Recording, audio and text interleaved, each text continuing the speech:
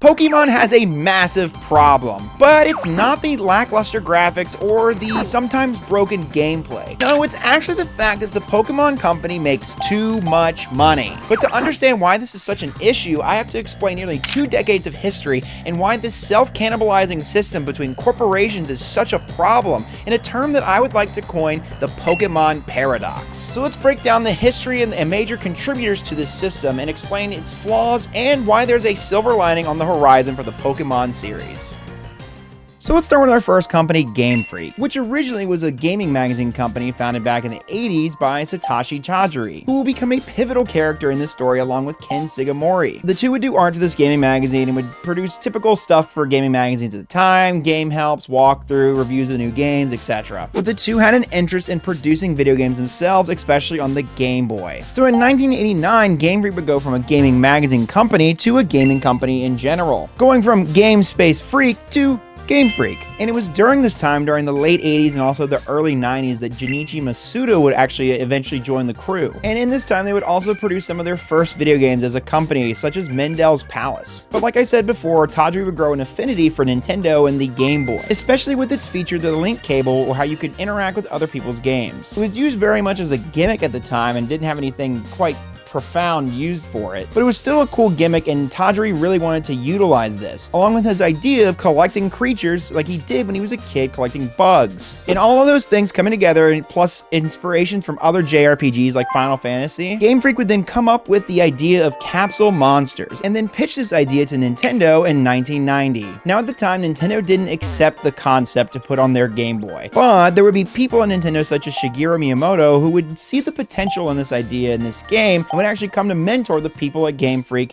to produce this game and other games for Nintendo in the interim. And then finally, after refining this game for nearly half a decade, they would produce Pokemon Red and Green on the Nintendo Game Boy in 1995 in Japan, and then Pokemon Red and Blue for the Nintendo Game Boy internationally in 1996. And as you all know, this game was a freaking hit. Pokemon Mania would take over the world, and it would become one of the biggest media franchises of all time. And this critical success would see Game Freak to continue to produce sequels throughout the next coming decades, through the early 2000s and the 2010s. All seemed well, and Pokemon was a critically successful franchise. But there were 2 critical factors that would change over the years in how Game Freak would design and develop the Pokemon games. And one of the first would be entering the 3rd dimension. While at first all seemed well hopping into the 3rd dimension with Pokemon X and Y, as Game Freak has continued to produce games in the 3rd dimension for the Nintendo 3DS, onto the Nintendo Switch, and now the Switch 2, it's obvious there are very many cracks within these games as each game in each generation goes by, with it finally imploding as a PR nightmare with Scarlet and Violet, which has obviously created a lot of resentment amongst fans. So did the developers at Game Freak just get a giant head, raking in all of this cash from such critical success of the Pokemon games and the Pokemon franchise as a whole? Did Game Freak just start to get lazy with the development of these games and say, fuck it, we're gonna make money anyways, we might as well just shit out the next game, right? There's actually a ton of evidence against that narrative, and it can even be found in games like Pokemon Scarlet and Violet. There are many Easter eggs and features throughout these games that just prove that there's at least some care and thought put into every single Pokemon game. Like Pokemon Scarlet and Violet's story is very lore-rich and robust. The lore behind the Terra Pokemon and how Paradox Pokemon have come about is just absolutely absurd, and like, why would you write such a rich and in-depth story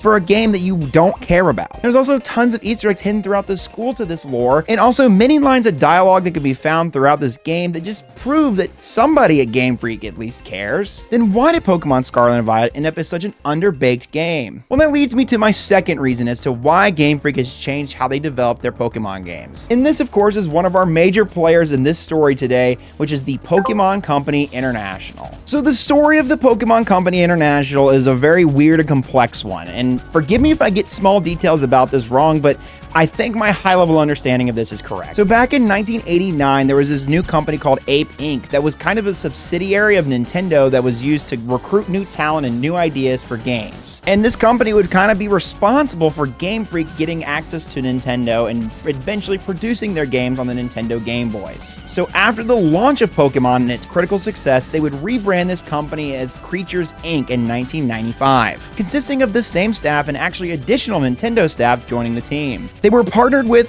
/ owned kind of part of Game Freak and were kind of working together to produce the Pokemon games. With Creatures Inc., GameFreak, and Nintendo, and the critical success of the Pokemon games, the merchandising and all the other successful factors of the Pokemon franchise would be kind of consolidated under one company and one merger between the three of them. And this would become the Pokemon Company International. Originally, it was just the Pokemon Company, and it was only to handle the merchandising just in Japan in 1998. But in the year 2000, you would see the International added to the logo and also to the company brand and name. And as you probably know, this makes them the face of the franchise, and they are the brand manager of all of Pokemon, which means they're in charge of the licensing of the IP and also all of the merchandising and anime and TV shows and cards and anything else you can think of that's Pokemon that's not the video games. Except for some of the spin-off games, which are still done by Creatures Inc., such as the Poke Park series, Pokemon Coliseum, Pokemon Stadium, Pokemon Snap. I mean, you get the picture. It's a lot. It's really complicated. But even then, Creatures Inc. makes those games in partnership with GameFreak.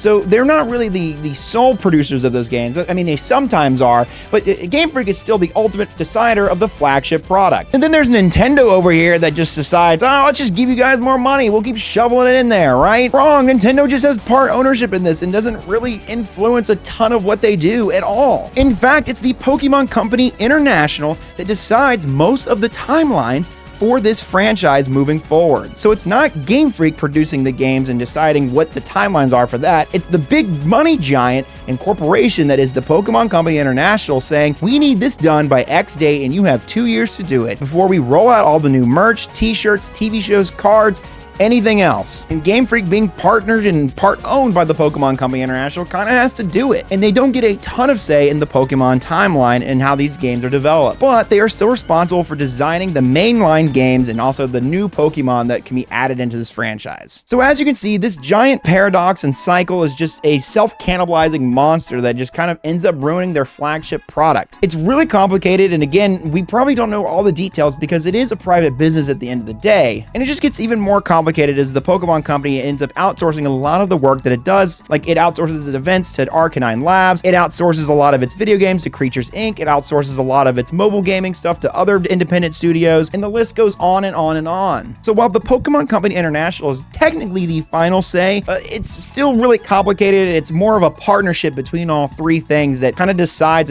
where this whole franchise is going. But then you probably ask yourself, okay, maybe they have a tight development cycle, but they have all this money and resources, why don't they bring on more people for their projects? Well, apparently, according to the Terra leaks that recently came out, Game Freak doesn't get massive budgets for these mainline games. According to these Terra leaks, Pokemon Sword and Shield got $16 million for their development, Pokemon Legends Arceus got $14 million for their development, and Pokemon Sword and Shield only got $21 million for their development. They got the most money out of them all, and they still produced this massively broken game. And to give you a sense of scale, it's been estimated that games like Breath of the Wild get budgets of up to $120 million. And if you want to go even bigger than that, games like Red Dead Redemption will have a 5-year development cycle and also cost hundreds of millions of dollars. And games like the latest COD will go even higher into the, $800 million, pushing almost the $1 billion territory. So Game Freak gets a fraction of the budget, they get a fraction of the time, and they produce, a fraction of the game apparently. And again, these games aren't all bad. They all have redeeming qualities. And like I said before, there are plenty of things in these games that show that the developers care and have their own charm to them. But it's almost like giant companies and corporations under capitalism are only incentivized by a profit motive at the end of the day, no matter how well intended they are to be. But after all of that grim news, there is a silver lining on the corner, and it comes in the form of Pokemon Legends ZA. As you have seen, I am extremely critical of the Pokemon franchise, especially as of late.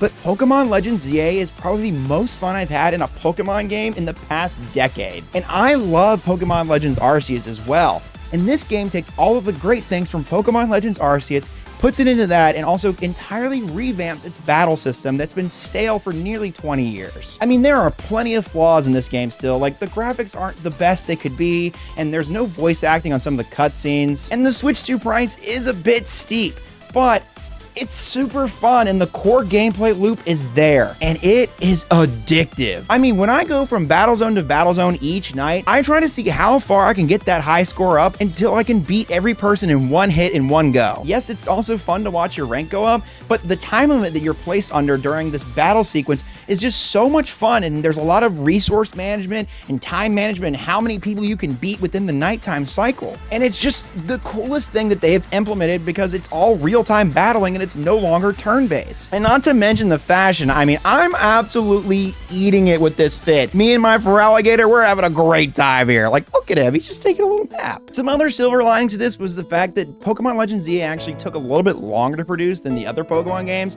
and honestly, it really shows. And the rumor that Nintendo apparently has done some strong arming within GameFreak, but again, that's a rumor, so take that with a grain of salt. At the end of the day, though, if a Pokemon game is not worth it to you, just don't buy it, man. Like, it is definitely an expensive video game, do not get me wrong. I've had plenty of fun with it and I've sunk in tons and tons of hours into it, but if you don't think it's worth it to you personally, that's totally fine. But I wouldn't go around on the internet scorning people for buying the game and telling them that they're stupid and making them feel like they're in the wrong for just enjoying something that they like. Nobody should be ruining your day just because they're playing some video game without your supposed permission. Regardless, it looks like there's a lot of hope for the Pokemon franchise on the horizon. It seems like there's going to be a lot of cool things coming up in the future, and I'm just looking forward to that. Now, if you excuse me, I'm gonna go hang out with my Feraligatr in Lumio City for the next 20 hours of my life. So if you enjoyed this, make sure that you like, comment, and subscribe, and as always, thank you so much for watching.